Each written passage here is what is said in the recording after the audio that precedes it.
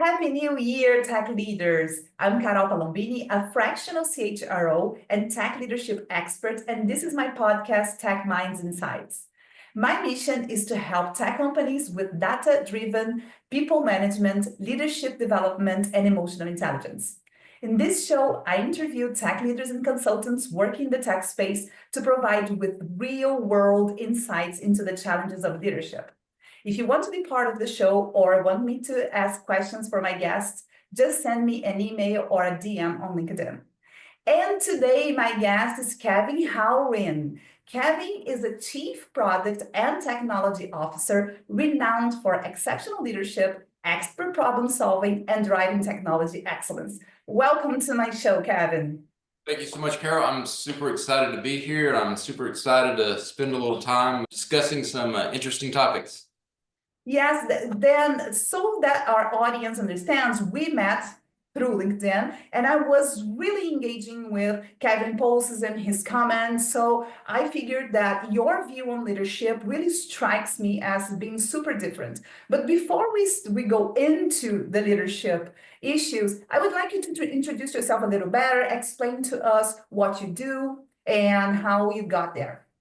Sure, absolutely. So I started out as an engineer a few years ago. I'll just leave it at that. And then, worked for a number of companies, large and small, and went into consulting. And that's really when I got into startups and kind of that fast-moving environment that I've come to enjoy.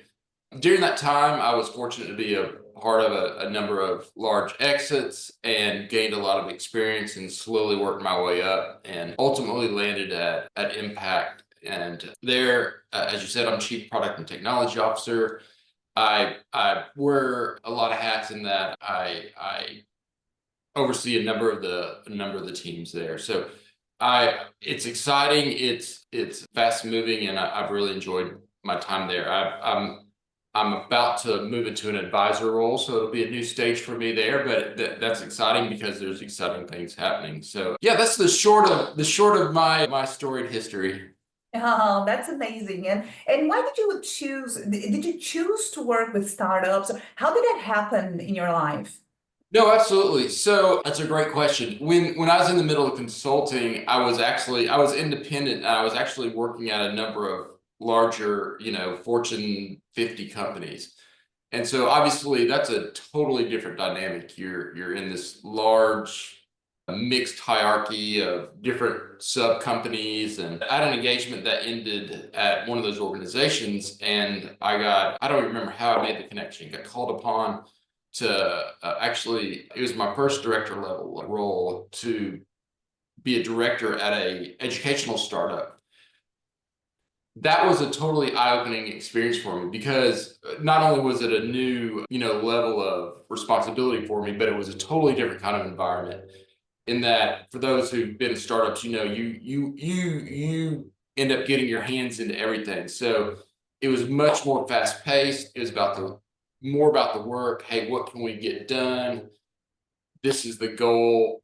Let's just make it happen, whatever it takes. And I just found that super exciting, and it kind of re-energized my love of technology and building software. And so from there, I kind of stayed in that world.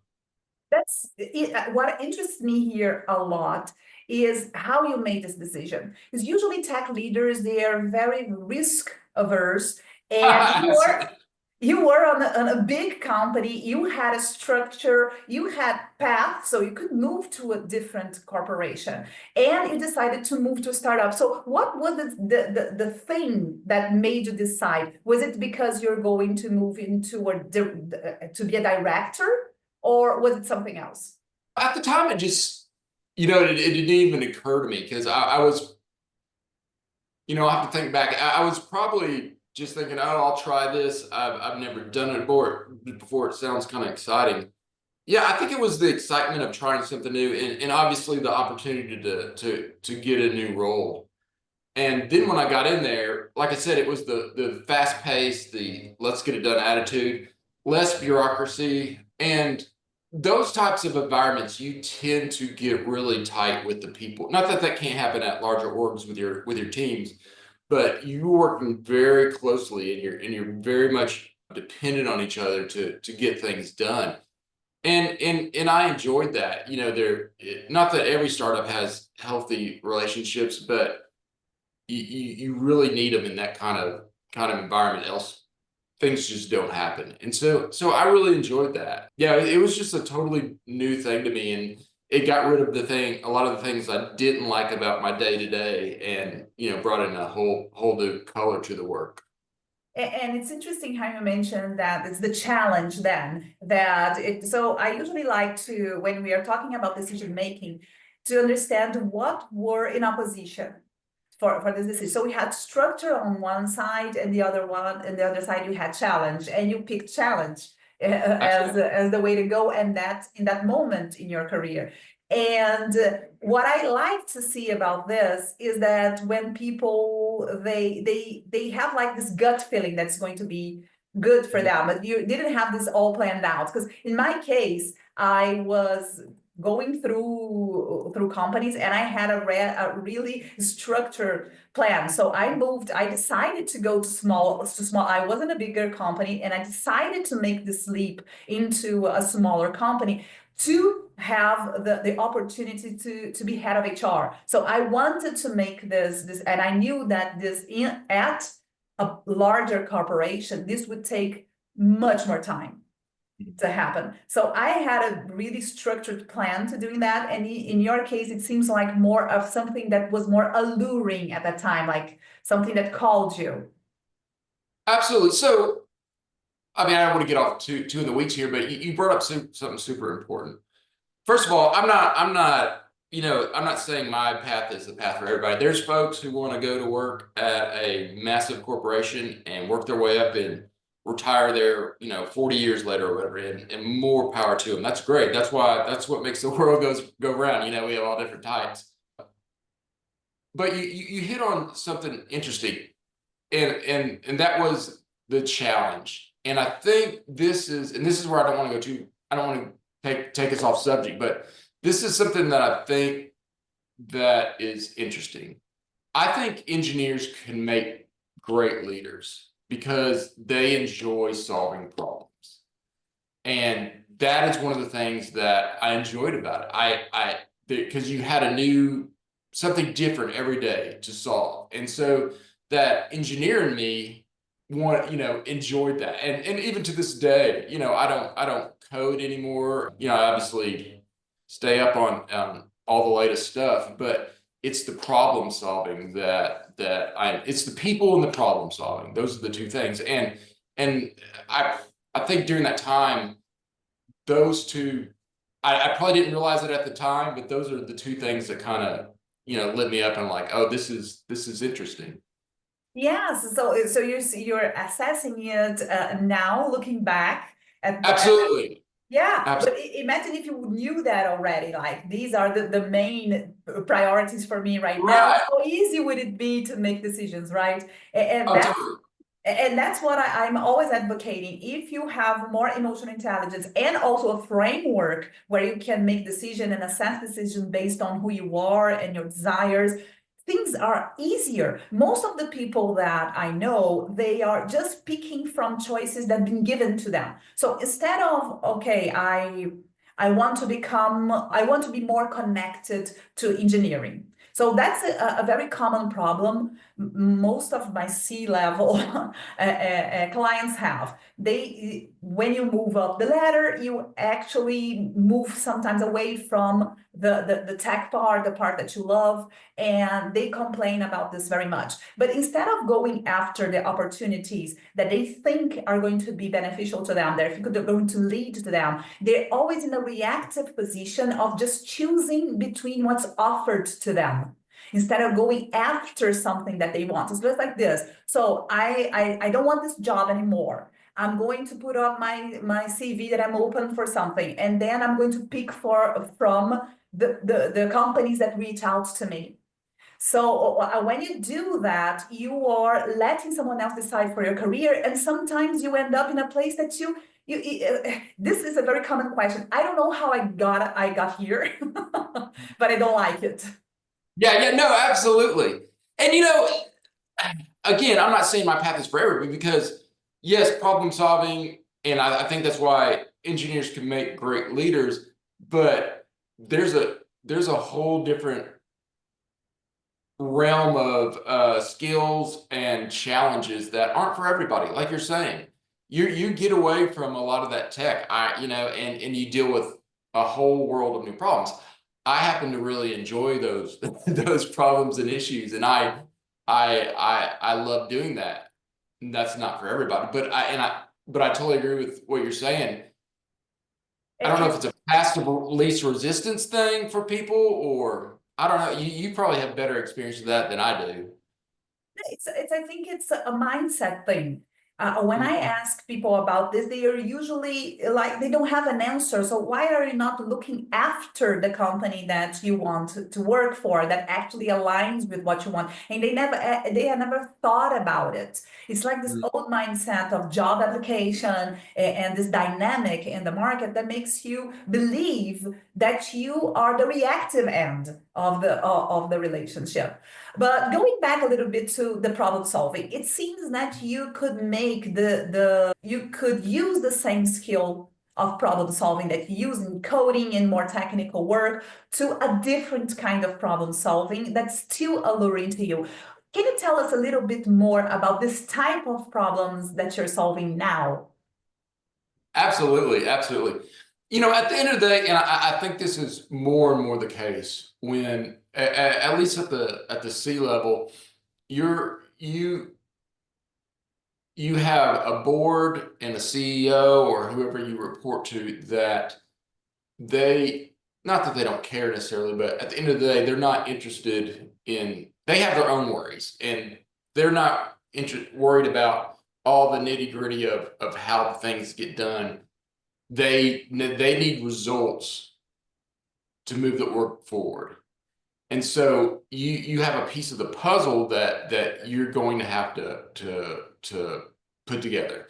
And so there's your problems. And that includes people, resources, budget, common tech problems like tech debt and road mapping, worries of things going out in the middle of the night, all kinds of things. So they range from big picture, at least at the sea level, at big picture technology issues and to people problems. And I largely deal with people, which I love. And I at the end of the day, it's the people that get the things done. And so I use my people skills and my technology background to make that happen.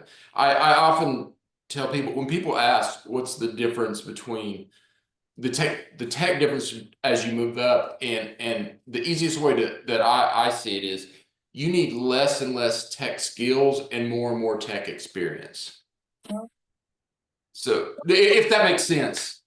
No, try to make a difference between this. What do you understand about tech skills and what's the difference between tech skills Sure. and experience? Sure. So, like I said earlier, I don't code anymore. So, I'm obviously aware of all the latest frameworks and technology, but could I go in and do that today? No. Could I figure it out? Absolutely.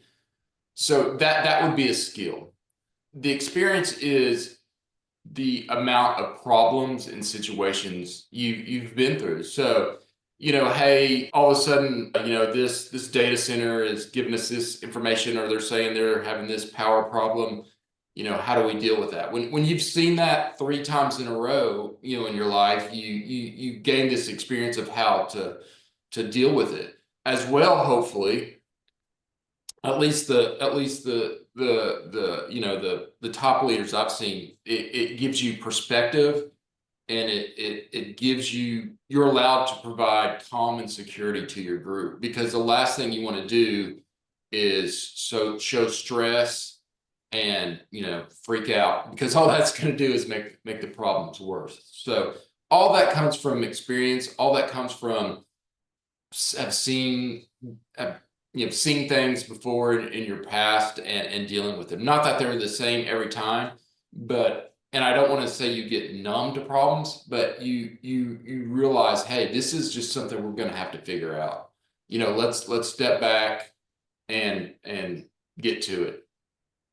So I know. I kind of went long there, but that's the difference between skill and experience. I can No, still go to a tech call, a tech, meeting and play devil's advocate against, things being proposed, but and once again, that comes from my experience, but I'm not going to sit down and, debug a database problem.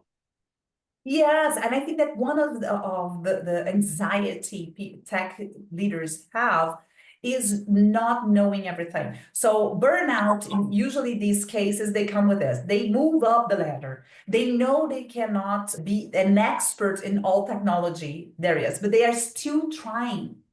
And so they are using their free time to study more, to be not more knowledgeable about something that instead of studying the new problem solving that they have to study, like how do I solve people problems? How do I solve strategic problems? How are the new problems that I have to solve? It's like you're stuck in this expert mindset. So it's what I can see that you made, that you clearly made the shift from the expert mindset to the strategic mindset, where you can take this perspective, as you mentioned. And I love this word because it's easy to visualize you like at the top of a mountain, looking down and actually seeing things play out from a distance. And I think that that's maturity.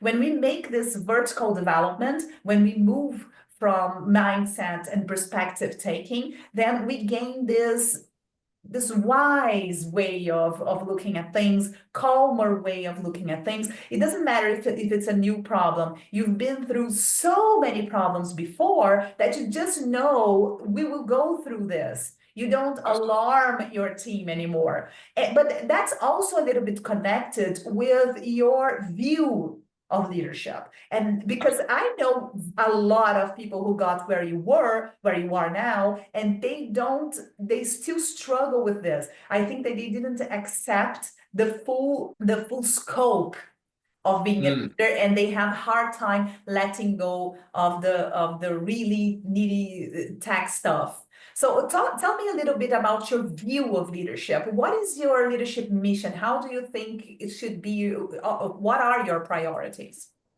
No, absolutely. Let me address real fast what you said. And yeah, I've seen the same thing, and that's fine. Some people still love to code and do all that. I totally agree with you though that it limits people. It limits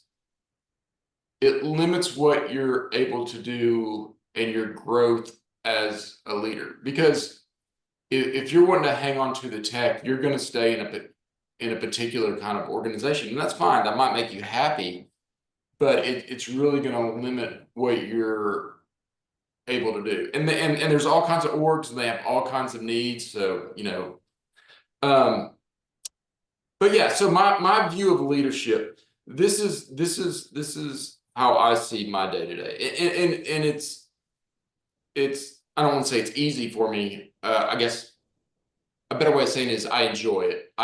What I enjoy is I want to see the people that are on my teams at whatever level the way down. I want to see them fulfilled in their job. I want to see them happy in a positive culture, and I want to empower them to do the work we need to do to make our customers happy. That's it. And so, it, as straightforward as that sounds, it ends up, playing out in a million different ways. But at the end of the day, my job is to get things out of the way of my teams and make things happen to where they can do what they need to do. I'm very much a hire smart people and let them do their thing. And how does that translate into actual leadership behavior? Do you have any leadership habits that you think are super good to foster this kind of mentorship style with your team? Oh, absolutely. I mean, it's all over the board. It's first of all is listening and knowing when to get involved and when not to get involved. So let me give you a simple example. When let's say a VP or a director comes to me and they have X problem, I'll either ask or I can figure out very quickly, they're either coming to me because they just want to, air and get something off their chest. They're wanting me to help them solve something and they actually want to solution, or they just want to make me aware of something. And so as a leader, I need to be able to either ask those questions or divine what they're wanting. And so, you have some other folks that, their MO is to get in and just start solving the problems and figuring everything out for people. And in the way I work, that's never going to make them better. That's never going to allow the organization to empower themselves. It's almost like, in a lot of ways, I try to work myself out of a job. I want my people to get better, and you're a lot of times you're in an org that you have people that are like, I want your job, and that's great. I'm going to help you get my job, not because I want them to be fulfilled. I want them to be happy. Yes, sure. And you were saying about this not getting in the way. And as I think that the habit, if I could frame it in a sentence, a good habit in this case would be ask your team what they expect from you before jumping into giving solutions. Absolutely. Absolutely. That's a good habit to have. And if you are listening to us and you want to develop this habit, it's not going to be easy. The first thing that you're going to have to do is let your ego go. And that's something that's harder than it seems. You need to accept the fact that that person can be even better in something that they do and they're specialized than you are. And I think the first assessments leaders have to make is how comfortable I am with someone being better than me. So absolutely. Otherwise, you're never going to be able not to jump into solutions because your whole value depends on providing solutions. Absolutely. And you have to come to a realization that the value I bring now isn't the value I brought yesterday, years ago. And me personally, we're in trouble if I'm the smartest person in the room.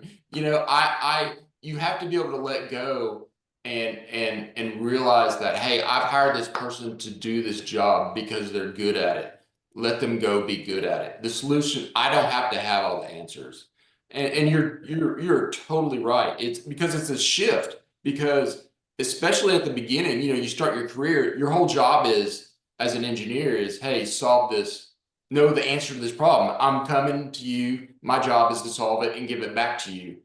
And there's a total transition. And just like you're saying, a lot of people have a hard time making that jump out of that. Yeah, I think that mostly because they don't realize they have to make this jump. It's so ingrained in their identity and their personalities that they are so connected with that they get blind for all the other skills they have. Like sometimes they are good with people, but they just don't they don't nurture this side of them. They keep nurturing the expert side. They keep studying a lot about technology instead of studying about people management skills, people management practices. How can you actually get these people to get to the point where you want them, where you can take a vacation? Because that's another thing. Absolutely. Yeah, and I think we talked about this a little the other day. I think some of that is human behavior. You're gonna go to what you're comfortable with. And it's hard to break out of your box, and it's hard to try new things. And it's, if you're doing new things, there's a higher chance you're gonna fail. And so a lot of people don't want to take that chance, and they want to, if I know this area and I can still be good at it, then I'm going to focus my attention there, even though, that's not your job anymore. And that's a fixed mindset. That's the opposite of a growth mindset. So if you have a growth mindset, most people, if they develop a growth mindset, they will overcome their imposter syndromes. Most of the cases of imposter syndromes are connected to this identity. They are connecting their identity with a certain set of skills. So they think that if they lose those skills, they lose value. They lose the value as a person. So in reality, they are reducing themselves to a very scope. So you're so worried about keeping what you have that you miss a lot of opportunities of growth. Great insights. Absolutely. I totally agree with you. I totally agree. And it's, it's hard. And I think, like you said, people are worried about imposter syndrome, but that's part of the fun to me, going in and not knowing something. Whenever I take on a new role, I don't want to go to something that I know how it's going to play out or what I'm going to do. It's another reason I don't like big companies, because I'm not don't like big companies. Why I like the smaller companies better, because uh, I don't want to go into a situation where there's a path laid out and we're just plunking along day to day. And I like to be uncomfortable. I like to learn new things and take on new challenges. Yes, and it doesn't have to be all new things. You can choose a small thing to be new. If you are risk averse, or if you're more careful or conservative about taking risks, it's just about the level of risk you're taking. So instead of making another misunderstanding that I see tech leaders make all the time when they have to make this shift to a more strategic role, is that understanding that they have to change themselves completely and become Mm. a different person. So maybe you just have to change one thing. Maybe you just have to add this small habit to your daily routine about asking your team what do they expect from you. If they expect a solution, if they expect support, what is it that they expect from you? This simple habit, if you actually if you're able to actually perform this habit until it becomes a habit, you don't think about it anymore, you just do it. It can improve relationships so much, and it will improve everyone's work so much, and you will be much more valuable for the company and for everyone else, and you will get less stress because not everything is going to be up to you for you to solve. Absolutely. Absolutely. I totally agree. I totally agree. And what about bad habits? Did you have to quit any bad habits you had? Oh my gosh, absolutely. It's like what you said. What the things that were asked of you yesterday. You gotta break yourself from that work, and so you know a lot of that is just it's a choice of saying no. I'm not going to do this anymore, even if you know how to fix something. There's this urge to go in and do just because you know how. And once again, it's not the greatest thing for the org, and it's not the greatest thing for you either. That was a habit I had to break. My approach to people had to change. There's a lot of little things. It's a this is I was actually writing about this the other day. I haven't published it, but as you grow into new leadership, up the hierarchy, there's skills you have to learn, obviously, and that's exciting, and I enjoy that. But there's also skills you have to amplify that you've had all along, like problem solving. And to me, the that is where you see breaking habits and taking on, those challenges that you feel like an imposter. And so expanding those skills and figuring out where your deficits are. That's the fun part. Hopefully, because it's all about improving yourself as you're improving your people. Exactly. If you can see benefits in that, if you try, I tell my clients, take the scientific perspective, make tests. You don't have to get it right for the first time. You can make a test like, I want to improve my listening skills. You don't have to do that with all of your team at the same time. If that's super difficult for you, you can start with the easiest person and move on to the listening skills, to the most difficult people to listen to. Absolutely. Yeah, it's all baby steps. And something, it's usually one of the first things when I take a new role, and especially if we have a lot of challenges in front of us, one of the first thing I tell my leaders and the teams is, we're not going to solve all the problems today or this week, but we just have to be a little bit better tomorrow than we were today. And if we're doing that, we're good. And that comes down to me personally. If I can just be a little bit better tomorrow than I was yesterday, that's great. And that's everything from how I deal with HR to, how I come to bring myself to a meeting. It's all over the place. And it's just those little baby steps that get you to where you want or need to be. You mentioned the relationship with HR, and it reminded me of something. When I was working in HR, I remember there was this manager, this tech leader, who got the best candidates all the time, and the other managers were really like jealous of how come his candidates are better, and they complained to the recruiter. I was not at the recruitment team at this time. I was on the training and development team. But I was watching and I was, oh my God, this is so obvious, because that manager who gets the best candidates, he has a great relationship with the HR. So they really understand what he needs. While the No, other ones, they just want to ask for something, and instead of talking about how this specific manager who got the best candidates, he gave feedback on every candidate. Like, I didn't like this one because of this and that. This one, I love this. So these feedback, so this relationship with HR improved his team. that is a fantastic point. And that's an elevation thing where you have to elevate your skills. And that's one of those skills you have to amplify. And the skill is collaboration. As you get higher, not only do you have to learn how to collaborate more with other, divisions or departments, you have to learn to take on their perspective and work with them. And that's the only way you're all going to move forward together. Yeah. Yeah, absolutely, absolutely. That's a great story. I love HR. I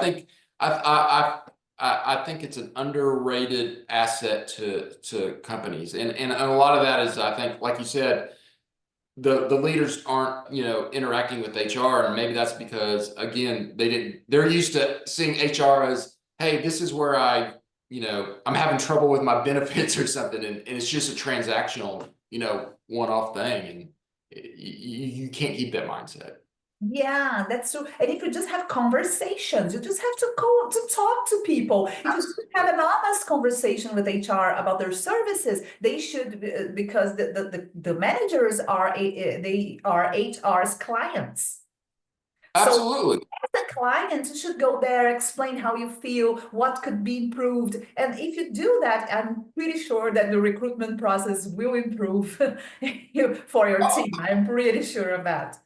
Absolutely. And the HR people I've worked, or the talent acquisition or whatever, they were titled at the time, they loved that interaction, because at the end of the day, it made their lives easier. They weren't bringing 15 non-relevant candidates to you, and they're like, well, thanks for wasting all my time finding all these people that aren't. Yeah. So yeah. It's all about communication. And in the end, I think that the skill that tech leaders miss the most is communication. Like, once you work on that, you are made to work with a lot of emotional and social intelligence skills. Absolutely. If you focus, I think that communication is the gateway to all the other people skills development. Is if you focus on how you communicate, you have to focus on what was my intention with this communication. So do I know what I want to get from this? And does my behavior align with my intentions? Absolutely. Communication and clarity cover over a lot of sins, so I absolutely agree with you. Absolutely agree with you. And now, unfortunately, we're reaching the end of our time, but I would love if you could give an advice for an engineer who wants to take the leadership path. So suppose it's their first leadership role. What would you advise them? Absolutely. So typically, that would be going as a team lead. My advice would be, you're going to make mistakes, and don't fear those mistakes. Take it as a learning experience, and move on to the next day. As well, that's a good time to start deciding, kind of what you were saying earlier, is this for me? Is this the path I want to take? It's a good first taste, and I think it's a time to have your first little chance to decide, is this kind of the path I want to go down? So yeah, don't fear mistakes, clear communication, and enjoy the ride. Exactly. And I would add to that, take it as a test, like take this with a lighter aspect. So you have to know what you're aiming for. It's difficult to assess an experience or a job or a role if you don't have something to compare it to. So what you expect with this job role, is it up to what your expectation is? Is it up to expectations? That's so true. Whenever I usually try to take time to meet with interns, and one of the things I always tell them is, you might not enjoy working here, and that's okay, because that's one of the best things. Because one of the greatest things you can learn is what you don't want to do. And so, if that's all you get out of this, then you're one step towards what's going to make you happy. Exactly. I also advise people like to make this question. Once you know where you want to get, so why did I move into this leadership role? Is it because I'm going to make more money and I'm going to have a more comfortable life? It's okay. Is it because I want to be more involved with people, or if because I want to get more status? You have to measure that. You have to know that if what you're doing today is getting you closer or more distant to your goals. Absolutely, absolutely, love And that. just to finish this, do you have a book or a podcast recommendation for about leadership or anything that you think would be helpful for people in this path? Obviously, listening to you. You know, where I get a lot of my growth is through books, and that, there's a lot of the common ones that are, the cream usually rises to the top. Things like Radical Candor, and one of my favorite books of all time. And you ask me now, I can't remember. It's about Pixar and their inner work, imagination. I think it's called Creativity Inc. Great book. And so, don't let reading prevent you from doing. But I'm constantly trying to learn and assess, kind of like you were saying, self-assessment. What can I learn to make myself better, and what can I identify in myself that I enjoy and don't enjoy, and what I do well and what I don't do well. So yeah, those are a couple of the books I highly recommend. So I would recommend one to you. I don't know if you read it, but have you read What Got You Here Won't Get You There? No, but I've been wanting to read that. I That's on my list. My Amazon list is so long. No, it's just like that. You're gonna read it like that. It's super fast. I love Marshall Goldsmith, and most of my work I have been taking a lot of ideas and knowledge from him. He's an amazing. I met him in person. He's an amazing person. Oh, that's A person. He's an amazing person. It's so nice to meet. And I think you would love that because you mentioned sometimes that something like that. So the skills that you used before, you have to you are not going to be useful anymore. So I think that this book gets to the bottom of that on how to become a leader, and how you really need to let go more instead of acquiring more. It's not just a matter of acquiring more skills, it's a matter of letting go of something. Oh, now that'll have to be. I'll have to move that up the list. That'll be my next one. That's great. That's great. I'm excited. So Howard, thank you very much for being in my podcast. I hope you will come back again, because there's a lot of questions that I didn't make here, and I still we're going to still have, if we had time, I would. But I'll see you on the next one. And if you're watching this and want to be part of this show, just send me a message, or I'll see you on the next episode of Tech Minds Insights. Bye.